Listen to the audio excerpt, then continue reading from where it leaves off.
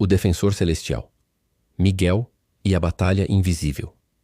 No vasto palco da existência, onde o visível e o invisível se entrelaçam, ecoa um nome de poder e propósito. Miguel. Este não é um nome comum, mas um título, uma designação que a literatura antiga e sagrada, como o texto em Judas 9, confere a uma figura de proeminência sem igual. A palavra arcanjo não é apenas um adjetivo, mas um distintivo que o eleva a uma posição singular. Um chefe, um princípio, um anjo de autoridade suprema. Miguel, assim, ascende à posição de primeiro entre os príncipes celestiais, uma entidade cuja hierarquia o coloca acima de todos os outros seres angélicos. No entanto, é crucial notar a singularidade de sua classificação. A narrativa bíblica menciona apenas um anjo com o título de arcanjo. Por que essa distinção? Porque a própria palavra arcanjo significa principal, o que o torna o mais notável entre os anjos sagrados. Seu nome, Miguel, ressoa como uma pergunta profunda. Quem é como Deus? Uma questão que, por si só, nos convida à reflexão. É fascinante observar como muitos pais de diversas culturas e crenças batizam seus filhos com o nome Miguel, talvez sem a plena consciência do significado que ele carrega. Imagine se a cada vez que esse nome fosse pronunciado, ele servisse como um lembrete para voltarmos nossos pensamentos e sentimentos em direção ao divino. Infelizmente, a história nos mostra que, em encontros com seres celestiais, a tendência humana muitas vezes pende para a adoração da criação, em vez de se voltar para o Criador. É por isso que o nome Miguel, o arcanjo, serve como um poderoso chamado à atenção para o Deus Todo-Poderoso. Ele permanece incomparável, pois as Escrituras nunca se referem a arcanjos no plural, mas sempre a o arcanjo em referência a ele próprio.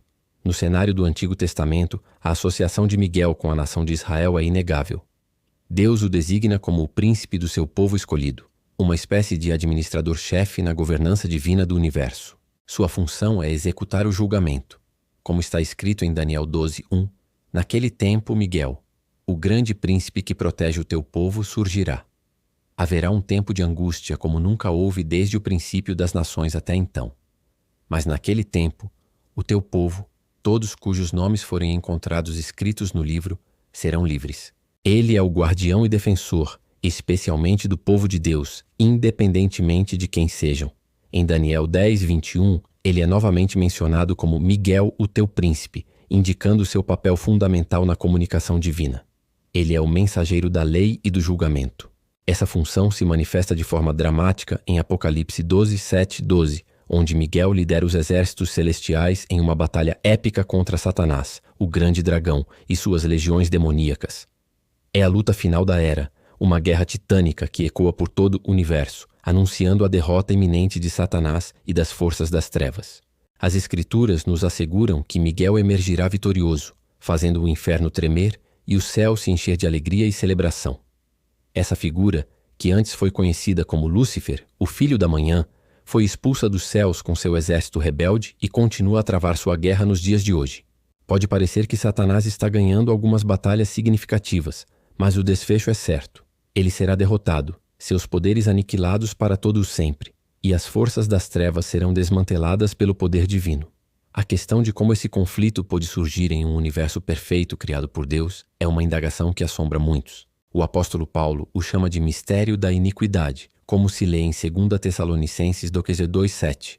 Pois o mistério da iniquidade já opera, somente há um que agora o detém, até que do meio seja tirado. Embora as informações disponíveis sejam limitadas, uma coisa é certa: os anjos caídos se rebelaram contra Deus. Porque Deus não poupou os anjos que pecaram, mas havendo-os lançado no inferno, os entregou às cadeias da escuridão, ficando reservados para o juízo. 2 Pedro 2:4. Judas 6 corrobora essa ideia, lançando a culpa diretamente sobre os ombros dos anjos. E aos anjos que não guardaram o seu principado, mas deixaram a sua própria habitação, ele os tem reservado em prisões eternas na escuridão para o juízo do grande dia. A desobediência de Lúcifer a Deus e a subsequente queda de talvez 1/3 dos anjos que se uniram a ele em sua maldade representam, sem dúvida, o maior desastre na história da criação. Mas quando isso aconteceu? Entre o início da criação e a entrada de Satanás no Jardim do Éden. A pergunta crucial não é quando os anjos foram criados, mas quando eles caíram. É difícil conceber que seu pecado tenha ocorrido antes de Deus ter colocado Adão e Eva no jardim. Por inferência, até aquele ponto, até mesmo a criação angélica era perfeita. A duração da permanência de Adão e Eva no jardim antes da queda dos anjos e da tentação de Satanás ao primeiro casal permanece uma incógnita, uma pergunta sem resposta que parece refletir a crise do mundo atual. A queda da luz e a guerra cósmica. A origem do conflito é vividamente registrada em Isaías 14:12-14, que narra a queda de Lúcifer. Como caíste do céu, ó estrela da manhã, filho da alva, como foste lançado por terra, tu que debilitavas as nações, e tu dizias no teu coração: eu subirei ao céu acima das estrelas de Deus, exaltarei o meu trono, e no monte da congregação me assentarei aos lados do norte. Subirei sobre as alturas das nuvens e serei semelhante ao Altíssimo. Antes de sua rebelião, Lúcifer era descrito como um anjo de luz em termos de brilho e perfeição. Ezequiel 28:12-17 o retrata com uma beleza deslumbrante.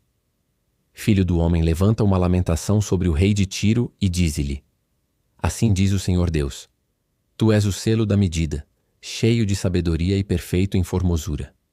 Estiveste no Éden, jardim de Deus. De toda a pedra preciosa era a tua cobertura: sardônio, topázio, diamante, berilo, ônix, jaspe, safira, carbúnculo e esmeralda. E em ouro se faziam os teus engastes e os teus ornamentos. No dia em que foste criado foram preparados.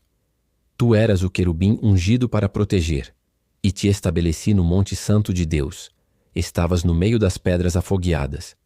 Perfeito eras nos teus caminhos, desde o dia em que foste criado, até que se achou iniquidade em ti. Na multiplicação do teu comércio encheram o teu interior de violência, e pecaste. Pelo que te lançarei, profanado, do monte de Deus, e te farei perecer, ó querubim protetor, do meio das pedras afogueadas. Elevou-se o teu coração por causa da tua formosura, corrompeste a tua sabedoria por causa do teu resplendor. Por terra te lancei, diante dos reis te pus para que te contemplem.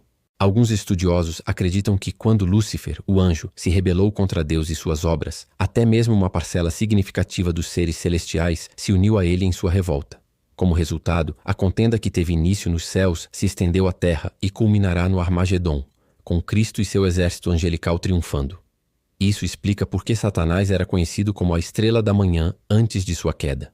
João, no livro do Apocalipse 12:4, acrescenta uma qualificadora a essa descrição. E a sua cauda levou após si a terça parte das estrelas do céu e lançou-as sobre a terra. E o dragão parou diante da mulher que havia de dar à luz, para que, dando ela à luz, lhe tragasse o filho. Sabemos que a Terra é o cenário principal do conflito, mas é uma batalha que reverbera por todo o cosmos. É assombroso que nós, com nossa efêmera existência neste planeta, desempenhemos um papel em uma luta que se estende por eras. É quase inacreditável que seres sobrenaturais, vindos de outras dimensões, estejam envolvidos em uma disputa por este mundo. Tudo teve seu início no Jardim do Éden, um local que se acredita ter existido em algum ponto entre os rios Tigre e Eufrates, no Oriente Médio. A cabeça de Satanás está sendo ferida e esmagada à medida que as forças de Deus ganham ímpeto, nos aproximando do fim desta era. Miguel, o arcanjo, está, neste exato momento, preparando suas tropas para a derradeira batalha do Armagedon, sob a soberana autoridade divina. A ilustração final nas Escrituras nos remete ao céu. Embora Satanás seja, em princípio, um inimigo já derrotado, é evidente que Deus ainda não o removeu completamente do cenário global. No entanto, a Bíblia ensina que Deus utilizará os anjos para julgá-lo e erradicá-lo por completo do universo quando Jesus retornar pela segunda vez. Miguel, o arcanjo, com um grande brado, acompanhará esse retorno triunfal. Além de proclamar as maravilhosas notícias da volta de Jesus Cristo, ele também anunciará a mensagem de vida para todos aqueles que partiram em Cristo e aguardam a ressurreição. Porque o mesmo Senhor descerá do céu com alarido, e com voz de arcanjo, e com a trombeta de Deus, e os que morreram em Cristo ressuscitarão primeiro. 1 Tessalonicenses 4,16. O profeta Daniel nos oferece um vislumbre fascinante de Miguel. Parece que Daniel estava em oração, e Deus enviou uma resposta por meio de um mensageiro angelical, que foi impedido em sua jornada. Mas eis que Miguel, um dos primeiros príncipes, veio para ajudar-me. Daniel 10:13. Assim, Miguel precisou lutar pela passagem livre da palavra de Deus. Pode-se apropriadamente conceder a Miguel o título de general, pois sempre que o vemos é em conexão com algum tipo de combate espiritual. Em seu papel de guerreiro, Miguel possui uma responsabilidade particular para com Israel. Em Daniel 10:21 e 12:1, ele é mencionado como o príncipe dessa nação. conforme lemos tanto na história antiga quanto na contemporânea. Mas eu te mostrarei o que está registrado no livro da verdade, e ninguém há que me anime contra aquele senão Miguel, vosso príncipe. E naquele tempo se levantará Miguel, o grande príncipe, que se levanta a favor dos filhos do teu povo, e haverá um tempo de angústia qual nunca houve desde que houve nação até aquele tempo. Mas naquele tempo livrar-se-á o teu povo todo aquele que for achado escrito no livro. Daniel 12:1. Poucas pessoas compreendem a profundidade das influências angelicais nos assuntos humanos. A incessante e amarga luta entre os anjos sagrados, dedicados a Deus, e os anjos das trevas, alinhados com Satanás, é poderosamente revelada no livro de Daniel. Daniel descreve vividamente o intenso conflito entre as forças angélicas de Deus e os demônios opostos das trevas no Antigo Testamento. Ele estava em um período de luto por quase um mês, quando o anjo lhe apareceu. Daniel 10:3. Comi nenhuma iguaria, nenhuma carne nem vinho passou pelos meus lábios, e não me ungi até que passaram as 3 semanas. Ele absteve-se de pão, carne e bebida, e não se ungiu enquanto estava à beira do rio Tigre. Um homem vestido de linho, cujo rosto parecia relâmpago e cujos olhos eram como tochas flamejantes, surgiu diante dele. Sua voz ressoava como o estrondo de uma grande multidão. Daniel foi o único a presenciar a visão. Os companheiros que estavam com ele, por outro lado, não viram nada. Uma avassaladora sensação de terror os dominou, e eles fugiram em busca de refúgio. A força de Daniel o abandonou completamente quando ele permaneceu sozinho com o visitante celestial. Tal era o poder desse indivíduo sobre ele.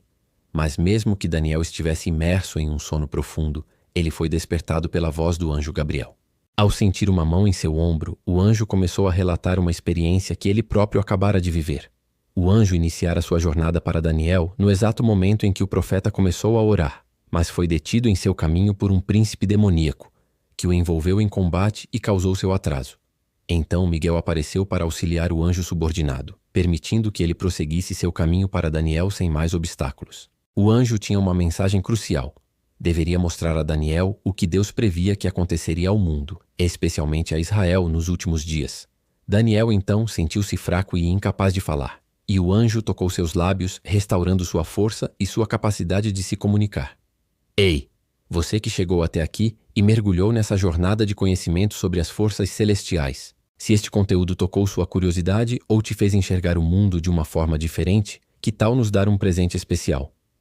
Inscreva-se no canal e faça parte da nossa comunidade.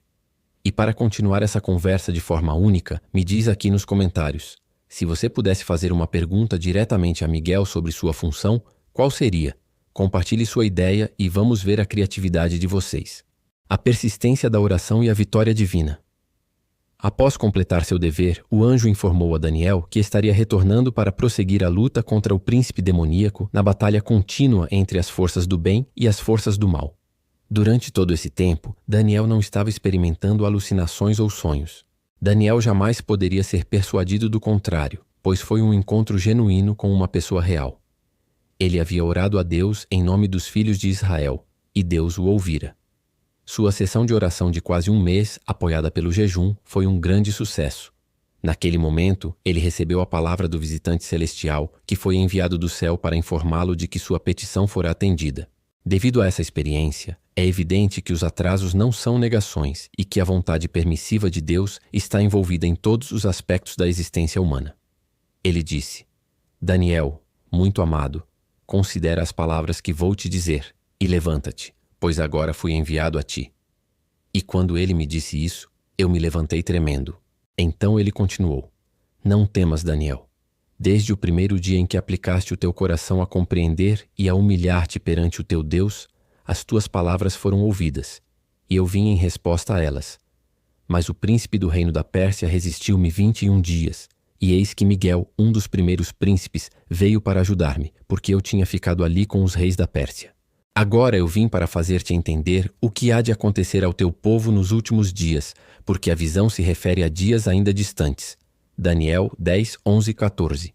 Além das referências no Antigo Testamento, também encontramos Miguel mencionado no Novo Testamento. No pequeno livro de Judas, o 9º versículo o chama especificamente de arcanjo e relata sua batalha com Lúcifer pelo corpo de Moisés. Com a ajuda do Senhor, Miguel saiu vitorioso. Essa não foi a única luta entre Miguel e Lúcifer, pois João nos diz no livro de Apocalipse: E houve batalha no céu. Miguel e os seus anjos batalhavam contra o dragão, e o dragão batalhava juntamente com os seus anjos, mas não prevaleceram nem mais se achou no céu o lugar deles.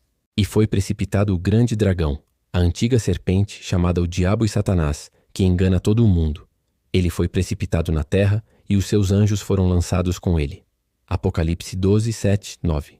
Aqui, vemos Miguel atuando como o comandante de um vasto grupo de anjos. Evidentemente, Miguel é o guerreiro-chefe de Deus. Houve uma guerra no céu em certo momento, e Miguel e seus anjos combateram Satanás e seus anjos caídos. Deus usa seus servos para confrontar o exército desorganizado de Satanás. Satanás não pôde prevalecer e não havia mais lugar para ele no céu. Os anjos de Deus são imparáveis. Essa característica denota a clareza da divisão entre os anjos e os demônios. Apenas as hostes celestiais possuem excelência em força. Em qualquer guerra, os anjos sempre prevalecem no final, aniquilando completamente o adversário. Os anjos são conhecidos por sua infalibilidade. Não há nada que possa se igualar à sua força quando se levanta contra eles.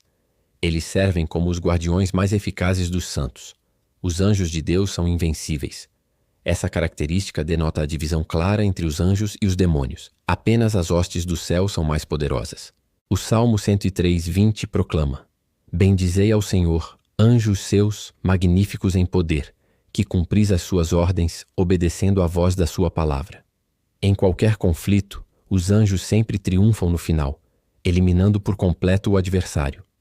Os anjos são lendários por sua inabalável fidelidade. Não há força que possa se levantar contra você e que se compare a deles. Eles constituem os mais eficientes guarda-costas do santo. Miguel emerge como uma figura central na proteção do povo de Deus, ilustrando a confiança na providência divina e na vitória final das forças celestiais. E hoje, se você sente o desejo de se reconciliar com nosso Salvador Jesus Cristo, por ter se desviado do caminho, ou se deseja iniciar uma jornada nova e significativa rumo à salvação eterna, temos um convite especial para você.